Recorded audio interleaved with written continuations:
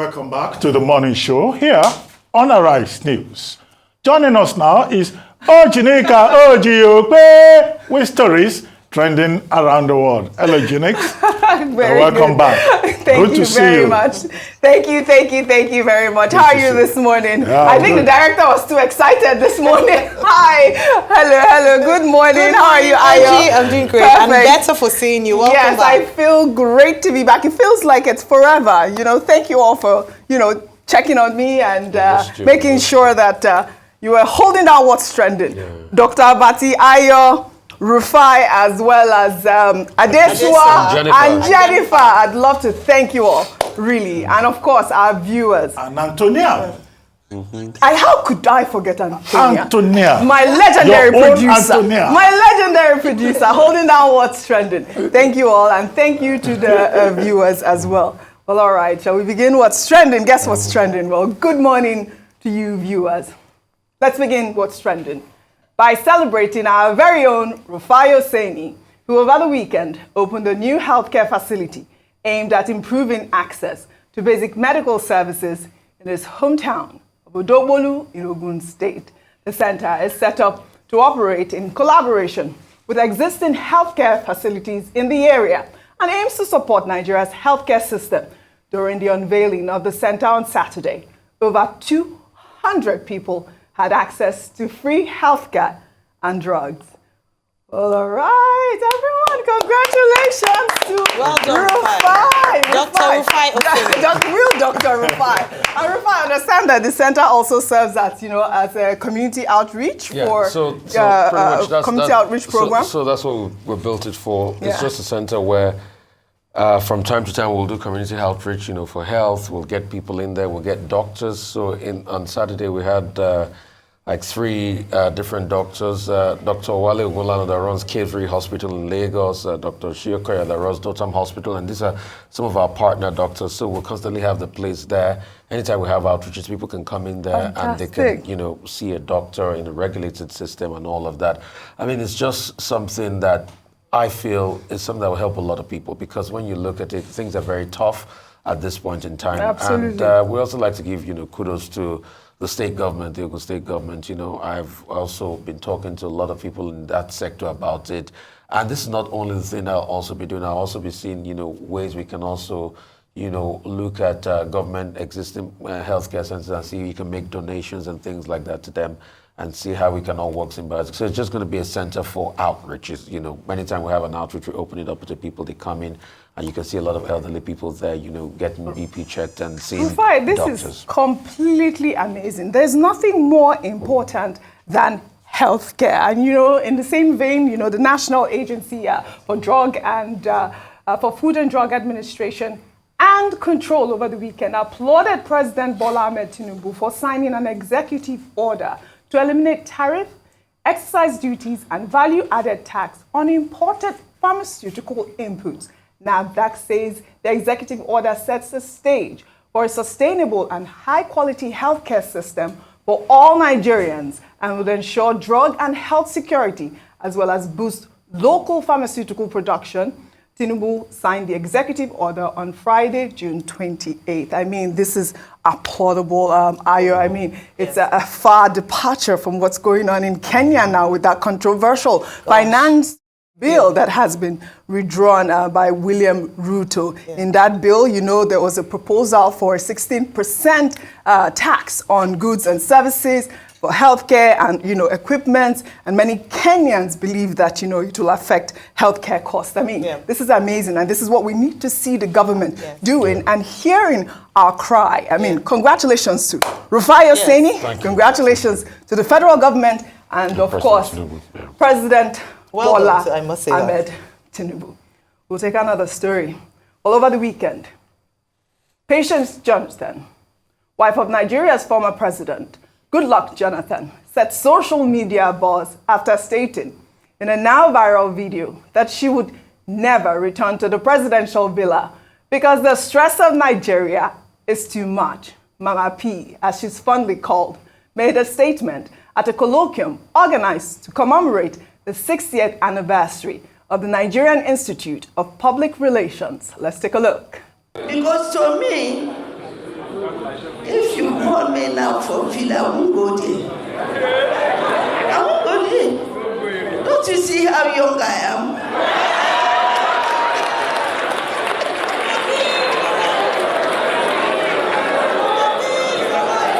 Because the stress is so much.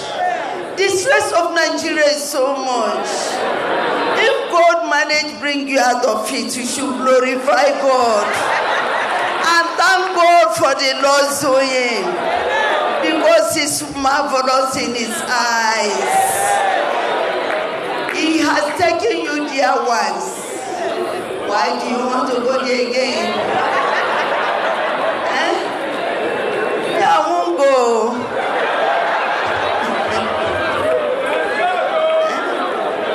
I need peace, so I need your love. I want to share love with you. May God bless also. Oh my goodness, don't we just love this woman? Mama P, we really, really miss her. Dr. Abati, I mean, this is all coming at a very tough time, you know, in Nigeria. And it's good to see that you remembered Patience Jonathan during the Boko Haram when it was really hot at the time. She was one of the people that came out to cry out. And she talked about the fact that, our girls are missing and all of these things are happening. It's great to see that she's also talking about that. But before I come to you, let me take this story. I'd like for you to discuss this as well. Well, this is all coming as President Bola Ahmed Tinubu condemned the bombing attacks by female suicide bombers who ambushed funeral and wedding ceremonies in Gwoza, Borno State over the weekend, with reports indicating that about 18 people were killed in the incident and scores injured. The president, in a release issued on Sunday by his media advisor, Ajuri Ngelale, declared that the purveyors of wanton violence shall have a certain encounter with justice, adding that the cowardly attacks are only an isolated episode, as his government will not allow the nation to slither into an era of fear, tears, sorrow, and blood. Dr. Abati. Well, I mean, we should all be horrified that rather than abating, the problem of terrorism in Nigeria continues to escalate.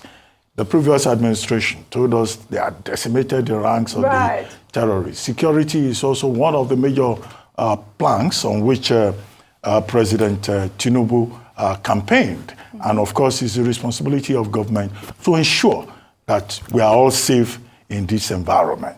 And to hear that women are being used now as suicide bombers. Yeah. Some of those ladies are probably innocent. They've probably been brainwashed. And then, people just died. As I said earlier, people are dying needlessly in this country because Nigeria happens to them.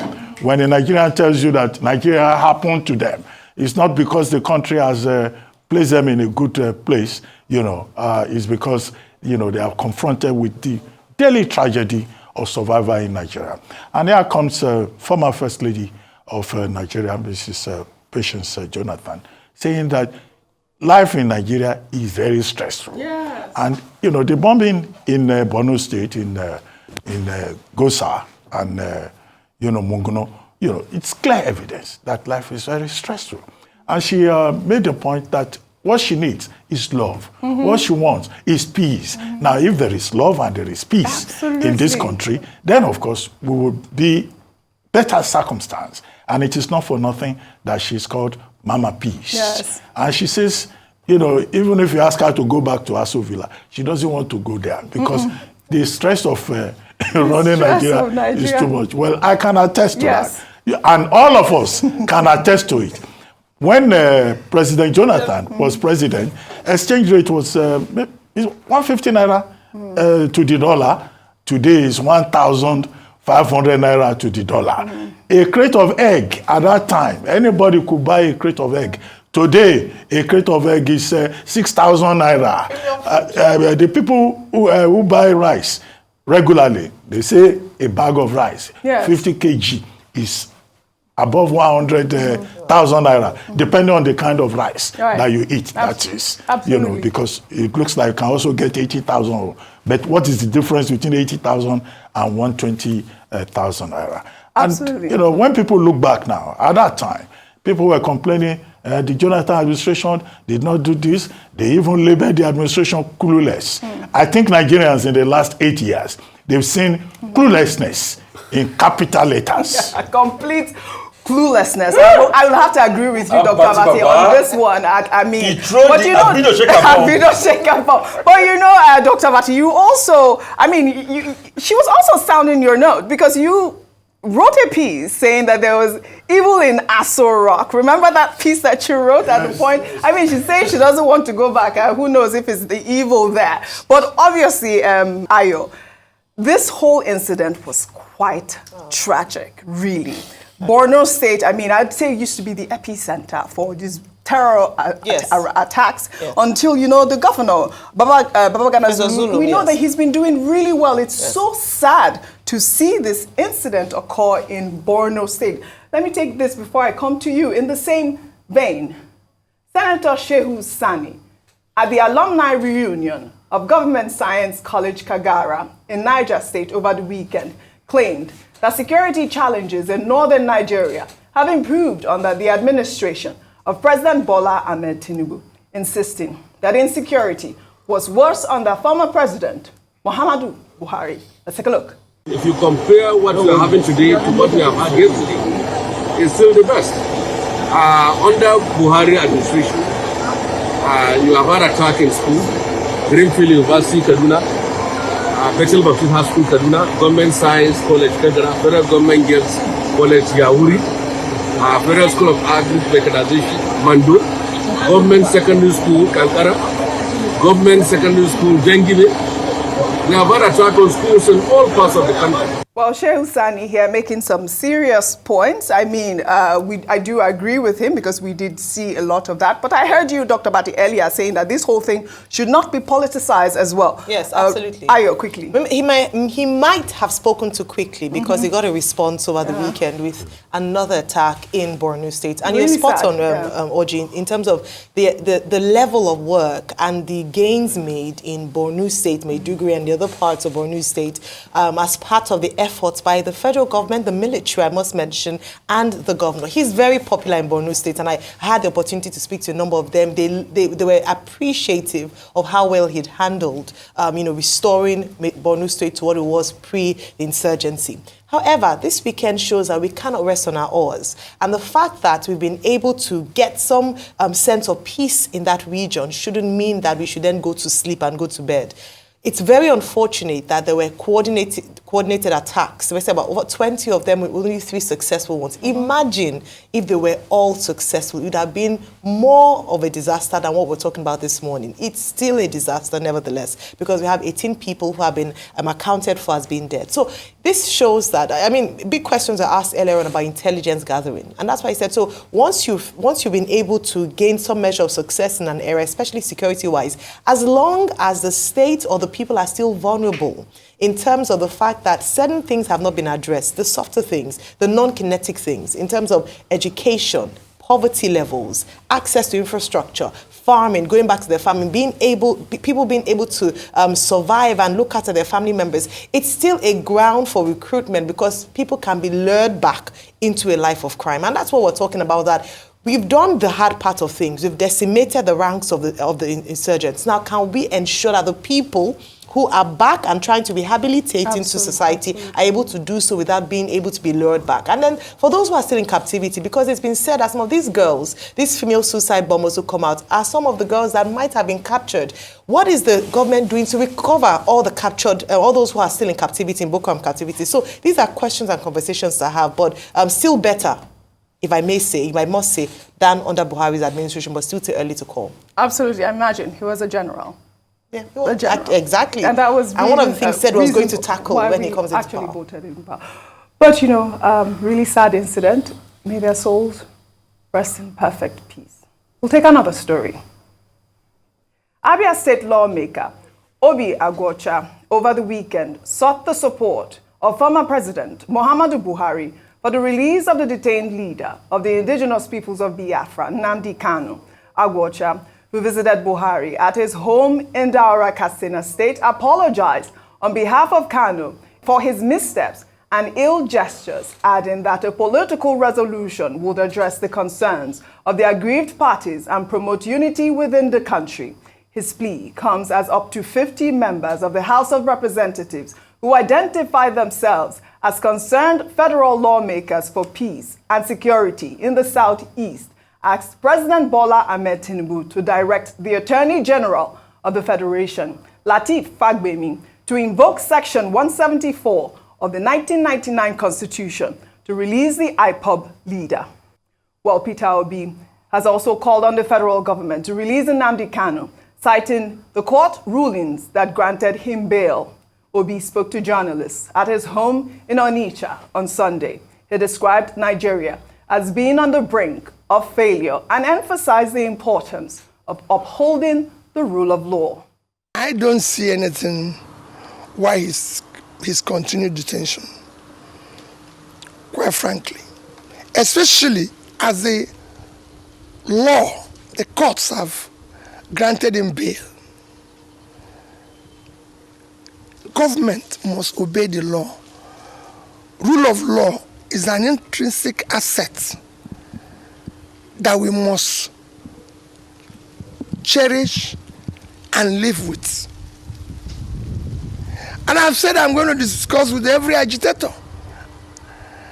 And I use the same opportunity to play to government to ensure that all those who are in similar conditions are released and discussed with. We're a democratic government.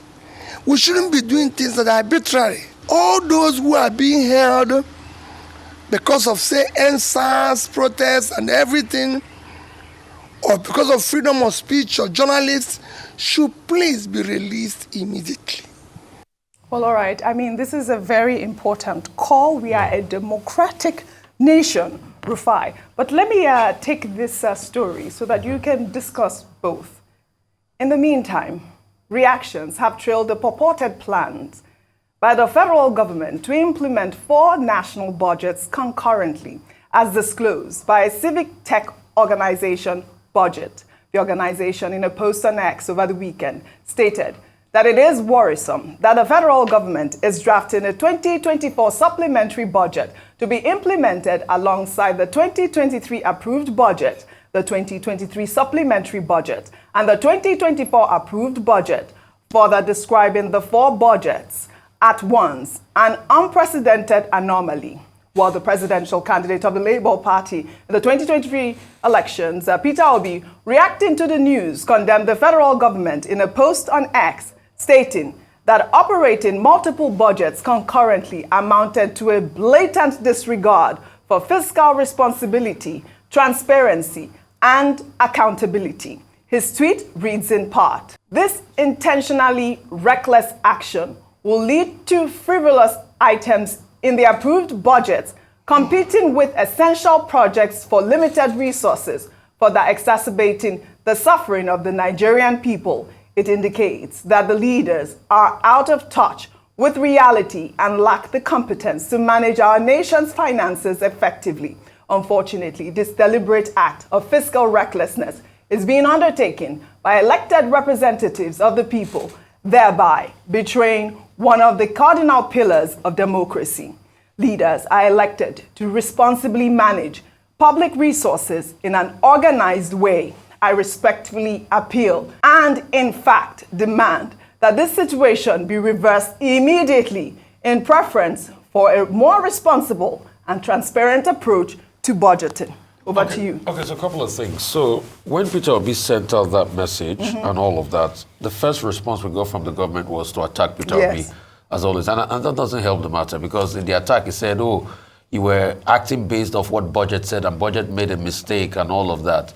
So what budget was saying is that when this supplementary budget kicked in, it will not be 4 budget, because you are running concurrently 2023 main budget, 2023 supplementary budget, 2024 main budget, and 2024 supplementary budget. So the presidential spokesperson is saying that, oh, budget was wrong. They are not wrong, because the president himself, when he went to the National Assembly, the day they went to talk about national anthem, and they sang the first national anthem for him, he said he's bringing a supplementary budget, and that was what he went to say. So once it brings supplementary, but all the budget we're running concurrently, and it shows that our budgeting system is problematic, and that's what we keep saying. So you have a lot of spending here and then you can't give proper accountability, and that's just what Peter Obi is saying. And please, the government must be able to clarify as regards all of this. You know, that idea of having budgets and having supplementary budget, we must also learn to spend within our means, because most of this money we don't even have. And also, when you look at the fact that we're already quickly exceeding our borrowing quota, look at it now. Our debt to GDP ratio has passed the 50% mark. The World Bank is saying this 55% mark. ECOWAS, obviously, we know there are a lot of bunch of big borrowers on the West African, only countries like Senegal, I think Ghana before used to be, I don't know, goodness me, all of them over the 60% mark. Yes, only because Nigeria used to be very prudent with its borrowing before, but all of a sudden, and that's why Dr. Bati said, compare things now with the time of Jonathan. The Jonathan we were abusing then was still a lot more prudent. As regards Peter Obi, there's nothing that's been said that we've not said. A political solution. And please. You mean as regards Nnamdi Kanu? Nnamdi Kanu, yes. Peter Obi talking about Nnamdi Kanu. The court has ruled. Yes, the federal government went back to court to be able to get a variation and all of that. The truth has to be said. It's a political solution that will solve all of this. The thing I want to ask the federal government of Nigeria is, it's not, when we talk about agitation, it's not only about Nnamdi Kanu. Every party said they want to leave the country. Look at the Yoruba Nation protesters that came recently and said they wanted the Yoruba Nation, that they did a display in Ibadan. The Abiola's alleged Abiola's wife or Abiola's wife. So every party is talking. And why do people talk about agitation? Because things are not working well in this country. There's economic quagmire. There's a lot of political problems. There's a lot of insecurity in the country. So the government should fix all of this, reach for political solutions. And I know the government is being sensitive because, in the past they will say, with Nnamdi Kanu, fleet bail and all of that. But now he's ready to talk. He said he's ready to talk many times. Let's seek a political solution and let's move forward. We can't allow this insecurity to continue in the parts of the country. Well, all right. Well, let's take another story. We'll head over now to the United States, where President Joe Biden's family is urging him to stay in the race and keep fighting, despite last Thursday's disastrous debate performance with his predecessor, Donald Trump. Biden, however, delivered an outstanding performance at a rally over the weekend. On the heels of the debate, he told his supporters that he is fit to run for a second term, despite his old age, although he admitted that his age has affected his fluency, but insisted that he could do the job. Let's take a look. I know I'm not a young man. State the obvious. Well, I know. I don't walk as easy as I used to. I don't speak as smoothly as I used to. I don't debate as well as I used to. But I know what I do know. I know how to tell the truth. I know right from wrong. And I know how to do this job. I know how to get things done. And I know, like millions of Americans know, when you get knocked down, you get back up. When you get knocked down, you get back up. I mean, this is about, in fact, let me take this tweet from Ahmad, who wrote, "This is the quickest and best comeback by a nominee running for re-election as president in American history." I mean, I really love that comeback. But you know, Dr. Abati, Biden's family is urging him to stay. And you know that they are critical in the decision-making process of him staying down, despite the calls for Biden to step down because of his, I believe, his age and all of that. Dr. Bati, he's 81, and he has already made it clear that he's not going to withdraw from the race. In fact, he's looking forward to the next debate with Trump in September. And he says he knows right from wrong, and he's ready to do the job. He missed the opportunity to dispel doubts about his fitness for the job in that debate. But on Friday, at this rally, he quickly bounced back and re-energized, his constituency. But definitely, there isn't much difference between him and Trump in terms of age. In terms of age. In terms of age. Just needs to, we would like to take our final story. If you can pull that up, really important. All right, we'll take our final story on Nollywood Entertainment. Son of veteran actor Olu Jacobs on Sunday shared a video of his father online to dispel rumors of his death circulating on social media. The death of the 81-year-old acting legend has been rumored a number of times since November 2021, when his actress wife, Joke Silva, opened up about his struggles with dementia. His family has debunked such death rumors several times, posting videos such as this one to discredit rumor mongers. Olu Jacobs began his career on stage in 1972 and has been hailed by many as one of the greatest and most widely respected African actors of his generation. Even at this very moment, my friend Dr. Lindaby, the airport has been officially sealed. I personally have instructed the border guards to inspect with full attention all trucks crossing the frontier. Come. Commissioner. Yes? Slavers. What did you say? Slavers. That can't be possible. There will be no slavery here. I myself will not permit it.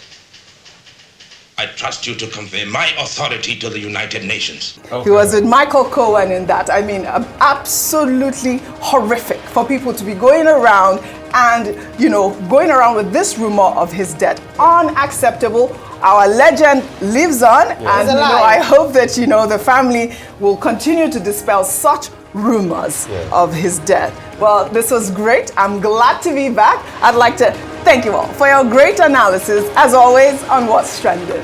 Well, all right. Welcome back. Well, all right. Thank you, viewers. Well, that's all I have for you guys on What's Trending today. I'll see you all tomorrow.